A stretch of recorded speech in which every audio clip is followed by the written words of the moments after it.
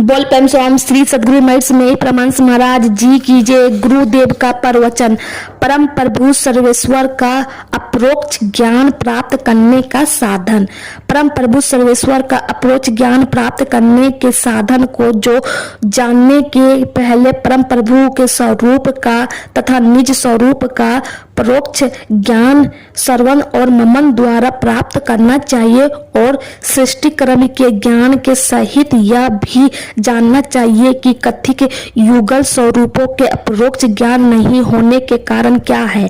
परम प्रभु के स्वरूप का श्रवण और मनन ज्ञान प्राप्त कर लेने पर यह निश्चित हो जाएगा कि प्राप्त करना क्या है। क्षेत्र सहित क्षेत्रज्ञ उसको प्राप्त कर सकेगा, वह केवल क्षेत्रज्ञ ही उसे प्राप्त करेगा तथा इसके लिए बाहर में व अंतर में किस ओर अभ्यास करना चाहिए सब आवश्यक बातें निश्चित हो जाएगी और तब अनावश्यक भटकना छूट जाएगी। अपने स्वरूप के वैसे ही ज्ञान से यह स्थिर हो जाएगा कि मैं उसे प्राप्त करने योग्य हूँ अथवा नहीं। सृष्टि क्रम के विकास का तथा परम प्रभु और निज स्वरूपों का अपरोक्ष ज्ञान नहीं होने के कारण ही जानकारियों से उस आधारा को पता लग सकेगा जिसके अवलंबन से सृष्टि व उपयुक्त कारण रूप आवरण से पार जाकर परम प्रभु से मिलन तथा उसके अपरोक्ष ज्ञान का होना परम संभव हो जाएगा। इसके लिए उपनिषदों को व भारतीय संत वाणियों को ढूंढा जाए व इसे तर्क बुद्धि से निश्चय किया जाए तो स्थिर यही होगा कि परम प्रभु सर्वेश्वर का स्वरूप अव्यक्त, इंद्रियातीत, अगोचर आदि अनंत रहित, अज अविनाशी, देश कालातीत, सर्वगत तथा सर्वपर है। और जैसे घटाकाश महदाकाश का अंश है उसी तरह निज स्वरूप भी परम प्रभु सर्वेश्वर का अंश है। तत्व रूप में दोनों एक ही है पर परम प्रभु आवरण से अवर्णित नहीं किंतु निज स्वरूप अथवा सर्वेश्वर का पिंड सत अंश अवर्णित है। सगुण अपार प्रकृति के महाकारण कारण सूक्ष्म और स्थूल इन चारों आवरणों से अवर्णित होने के कारण उपयुक्त दोनों स्वरूपों का अपरोक्ष ज्ञान नहीं हो पाता है। जब परम प्रभु सर्वेश्वर में सृष्टि की मौज होती है तभी सृष्टि उपजती है। इसलिए सृष्टि के आदि में मौज व कंप का मानना अनिवार्य होता है और मौज व कंप का शब्द में न होना असंभव है। इसलिए सृष्टि के आदि में अनिवार्य रूप से शब्द मानना ही पड़ता है। सृष्टि का विकास बारीकी की ओर से मोटाई और स्थूलता की ओर से हुआ चला आया है। सृष्टि के जिस प्रकार के मंडल में हम लोग हैं वह स्थूल कहलाता है। इससे ऊपर सूक्ष्म मंडल, सूक्ष्म के ऊपर कारण मंडल के ऊपर महाकारण मंडल अर्थात कारण की खानी सम्यावस्था धारणी जरातमिका मूल प्राकृतिक और इसके ऊपर चेतन व पराप्राकृतिक केवल जड़ रहित चेतन मंडल, इन चार प्रकार के मंडलों का होना धूर निश्चित है। अतः एवं स्थूल मंडल के सहित सृष्टि के 5 मंडल स्पष्ट रूप से जानने में आते हैं। केवल मंडल निर्मल चैतन्य है और बचे हुए 4 मंडल चेतन सहित जड़ मंडल है। प्रत्येक मंडल बनने के लिए प्रथम प्रत्येक का केंद्र अवश्य ही स्थापित हुआ। केंद्र मंडल से केंद्र से मंडल बनने की धारा, मौज व कंपन व शब्द जारी होने पर ही मंडल की सृष्टि हुई। धार जारी होने पर धार का सहचर शब्द अवश्य हुआ। अतएव कथित केंद्रों के केंद्रीय शब्द अनिवार्य रूप में मानने पड़ते हैं। शब्द में अपने उद्गम स्थान पर आकर्षण करने का संभव प्रत्यक्ष ही है। इन शब्दों को जानने पर यह सहज ही सिद्ध हो जाता है कि सृष्टि व विकास शब्द से होता हुआ चला आया है और इसलिए सृष्टि के सब आवरणों से पार जाने का अत्यंत युक्त आधार वृत्तित शब्दों से विशेष कुछ नहीं है। ये कथित केंद्र शब्द वर्णात्मक हो नहीं सकते, ये धनात्मक है।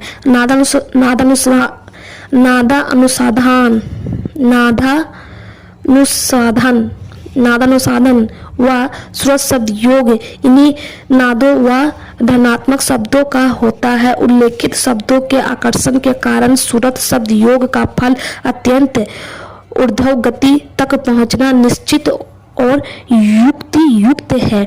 ऊपर के कथित सृष्टि के पंचमंडल ही 5 आवरण है जो पिंड यानी शरीर, ब्रह्मांड, ब्रह्म जगत दोनों को विशेष रूप से संबंधित करते हुए दोनों में भरे हैं। पराप्राकृतिक व सुरत केवल चैतन्य रूप स्वरूप परम प्रभु सर्वेश्वर के निज स्वरूप के अत्यंत समीप वर्तित होने के कारण उसके स्वरूप से मिलने व उसका अप्रोक्ष ज्ञान प्राप्त करने के सर्वथा योग्य है। निज स्वरूप इस चैतन्य तत्व से अवश्य ही उच्च और अधिक योग्यता का है और चैतन्य क्षेत्र का सर्वोत्कृष्ट रूप है। इसलिए यह कहा जाता है कि क्षेत्र के केवल इसी एक अवगुण और सर्वोत्कृष्ट रूप के सहित क्षेत्रज्ञ को निज स्वरूप के सहित परम प्रभु सर्वेश्वर के स्वरूप का अप्रोच ज्ञान होगा, परंतु क्षेत्र के चारों सगुण रूपों के सहित वह इन चारों में से किसी एक के सहित रहने पर स्वरूप का वह ज्ञान व उसकी प्राप्ति नहीं होगी। यह निसंदेह है कि निज को निज का तथा परम प्रभु सर्वेश्वर का परोक्ष ज्ञान होना व निज को निज की तथा परम प्रभु सर्वेश्वर की प्राप्ति होनी ध्रुव संभव है। ऊपर का शब्द नीचे दूर तक स्वाभाविक ही पहुंचता है। सूक्ष्म तत्व की धारा स्थूल तत्व की धारा से लंबी होती है और वह अपने से स्थूल तत्व में स्वाभाविक ही समाई हुई होती है। रचना में ऊपर की ओर सूक्ष्मता और नीचे की ओर स्थूलता है। रचना में जो मंडल जिस मंडल के ऊपर है वह उससे सूक्ष्म है। अतएव प्रत्येक ऊपर के मंडल का केंद्र शब्द प्रत्येक नीचे के मंडल और उसके केंद्र शब्द के कर्मानुसार सूक्ष्म है। इसलिए ऊपर के मंडलों के केंद्रों से उत्थित शब्द नीचे के मंडलों के केंद्र पर कर्मानुसार अर्थात पहला निचले मंडल के केंद्र पर से उसके ऊपर के मंडल का केंद्रीय शब्द और इस दूसरे निचले मंडल के केंद्र पर उसके ऊपर के मंडल का केंद्रीय शब्द इस तरह क्रम से अवश्य ही धरे जाएंगे और अंत में सबसे ऊपर के केवल्य मंडल को केंद्र से अर्थात स्वयं परम प्रभु सर्वेश्वर से उत्थित शब्द महाकारण मंडल के केंद्र पर अवश्य ही पकड़ा जा सकेगा और उस शब्द से आकर्षित होकर चेतन व सूरत परम प्रभु से जा मिल कर उनसे एक मेक हो उनमें विलीन हो जाएगी। परम प्रभु सर्वेश्वर का अप्रोच ज्ञान प्राप्त करने के साधन की यही प्रकृष्टा है। परम प्रभु में उत्थित या अनादि आदि नाद व शब्द सब पिंडों तथा शब्द ब्रह्मांडों के अंत स्थल में सदा अपरहित व अविच्छिन्नित रूप से ध्वनित होता है और सृष्टि की स्थिति तक अवश्य ही ध्वनित होता रहेगा, क्योंकि इसी के उदय के कारण से शब्द सृष्टि का विकास हुआ है और यदि इसकी स्थिति का लोप होगा तो सृष्टि का भी लोप हो जाएगा। सार शब्द आदि कहा गया है। उपयुक्त वर्णानुसार शब्दों को धारों के धरने के लिए बाहर की ओर यत्न करना व्यर्थ है। या तो गुरु आश्रित होकर अंतर ही अंतर यत्न और अभ्यास करने से होगा। अपने अंतर में ध्यानाभ्यास अपने को, अपनी सूरत व अपनी चेतन वृत्ति को विशेष से विशेष अंतर्मुखी बनाना संभव है। प्रथम ही सूक्ष्म ध्यानाभ्यास स्वभावानुकूल नहीं होने के कारण असाध्य है। इसलिए प्रथम मानस जप द्वारा मन को कुछ समेट में ला फिर स्थूल मृत का मानस ध्यानाभ्यास करने पर अपने को सूक्ष्म ध्यानाभ्यास करने के योग्य बना दृष्टि योग से एक बिंदुत्व प्राप्त करने का सूक्ष्म ध्यानाभ्यास करके नादानुसाधन व सुरत शब्द योग द्वारा अभ्यास कर नीचे से ऊपर तक सारे आवरणों से पार हो